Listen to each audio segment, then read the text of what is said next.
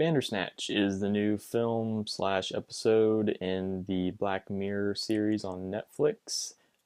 This is just a standalone episode, is what I want to call it, just an episode, which is unique in that it features a story that you can actually choose while watching. You can make decisions for the main character as the story progresses that will change the outcome of the ending to a degree. So this story is about a young programmer set in the 80s who is obsessed with a book called Bandersnatch by one of his favorite authors, and he attempts to put this book into a video game form. And so the story follows this kid as he goes to this video game publisher place and tries to get a deal to publish his game because he's passionate about it. All the while, he is living at home with his father, and things start to get a little weird from there. Um, Honestly, this is without a doubt one of the most unique movie film experiences I've ever had. I thoroughly enjoyed it for most of the time. I thought that most of the choices in this were just going to be these little meaningless things that don't really amount to anything, and the ending just going to be either one, maybe two, maybe it'll be a binary ending where you just have two choices based on a branching tree of options that you choose. But surprisingly, this thing has a lot of potential endings depending on where you want to stop. So how it works when I watched it is I made some choices, and within like the first 20 or 25 minutes, the story ended, and it gave me the option to go to credits or to go back and make a different choice. And by going back and making different choices, the story continues to unfold. So this happened multiple times. Like I said, this could have been a 20-25 minute episode if I wanted it to be based on my choices.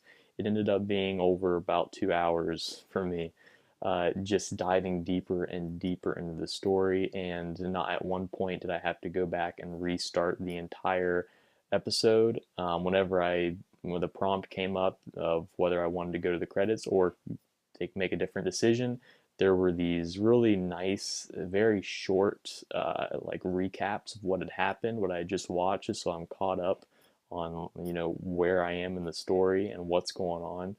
Uh, but the way that those extra choices that I made after each ending, um, they weave together so nicely. I mean, the writers here, the writing is just phenomenal. It's genius at times.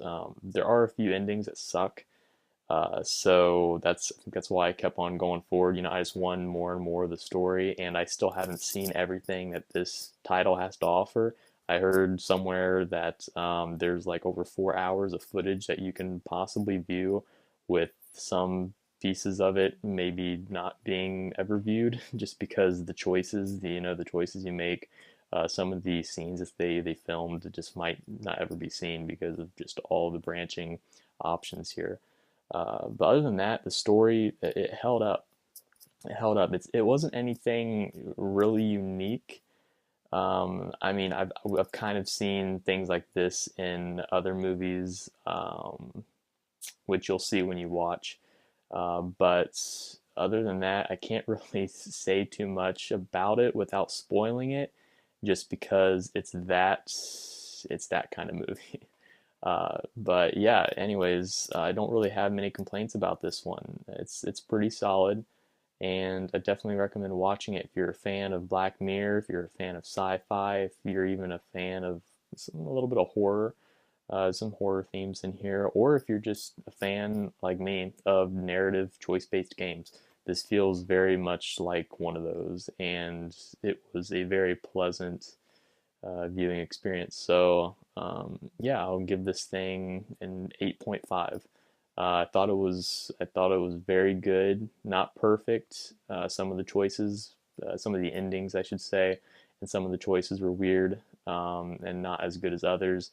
But the way that they all interconnected together and made one cohesive story uh, is amazing. So yeah, that's it.